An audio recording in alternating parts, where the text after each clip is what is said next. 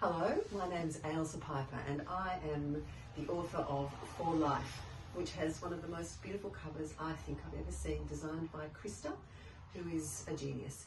I'm actually sitting here in the newly reopened Roaring Stories, which is as beautiful as ever, but feels like it's been reinvented. And it's a great privilege to just sit among all these books. But I wanted to tell you a bit about For Life. It's a book that took me 8 years to write. Not full time. I had another book come out 7 years ago, so I was working on that. But it began oddly with a commission from a very well-known and loved editor called Hilary McPhee, well, publisher actually, McPhee Gribble. Many people know and love Hilary as the first publisher of Helen Garner. And she contacted me 8 months after the very sudden and unexpected, out of the blue, death of my husband. We'd been together for almost 28 years.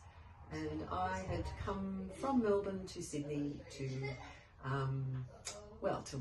publicise my first book, which was a book called Sitting Across Spain. It was a book about walking 1,300 kilometres across a Camino road in Spain, and I was having a great time on the road with it. My husband, Peter, was an actor. He called himself an actor and a flaneur.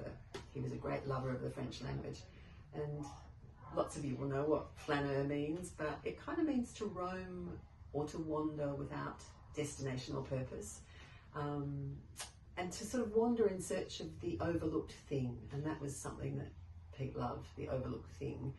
He used to ramble through his dictionary. He had a dictionary the whole time I knew him, different dictionaries, but he would ramble through it, finding interesting words, and he would mark the dictionary. It was one of his daily habits, 30 minutes a day.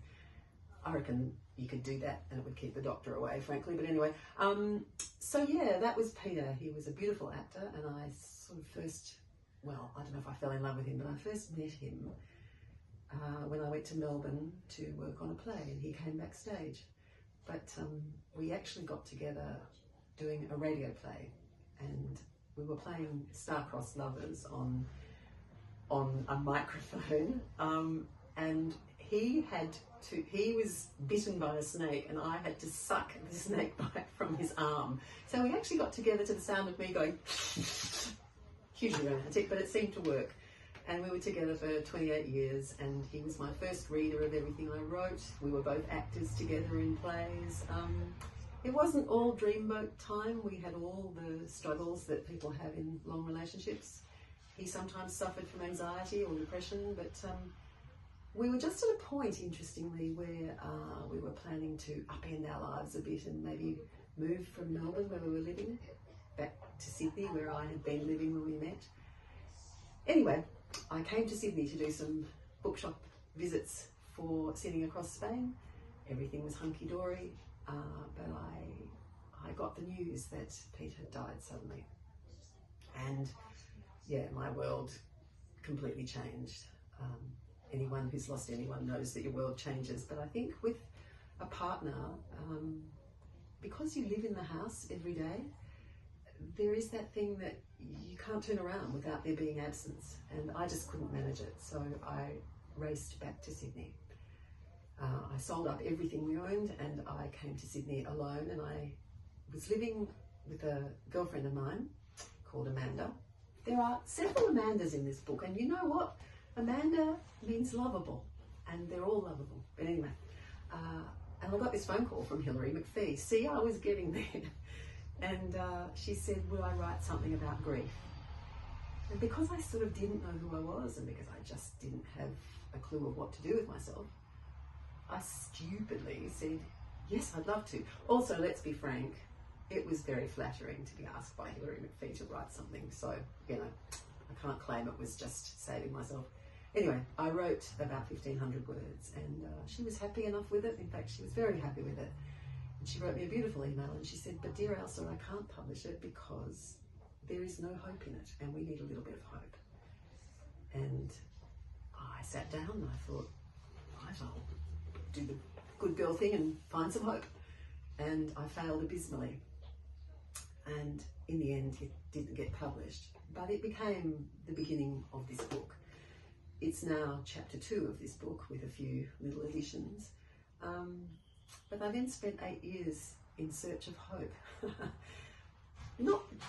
I didn't have 8 years in search of hope. I found hope much more quickly than that. But to put it on the page, I think it involved being resolved. And the one thing I would say to anyone who's trying to write a memoir out of their own experience is, don't write while you're still processing it. So I think the first probably 4 years that I worked on it, I was actually processing, and it was it was a lot of therapy on the page. So I've probably thrown out about 200,000 words, for which everybody who ever reads the book will thank me. But I feel like what I've come out with is, well, pretty much exactly what they put on the front cover, which they say it's a memoir of living and dying and flying. And I really love that living comes first, because it is a memoir about living. And when I had finally found a home, and there is a great story in here about a Sydney real estate agent. I'm not going to do a spoiler on that, but if you think Sydney real estate agents are bad, I would challenge you and say they can be angels. You know, angels come in all shapes and sizes, and Nick Charles rescued me, that young man. But anyway, you can find that out later. But yeah, once I had a home, what really started to bring me back to life was nature, and I found it with swimming. I would go down to the harbour. I had never been able to swim in my whole life.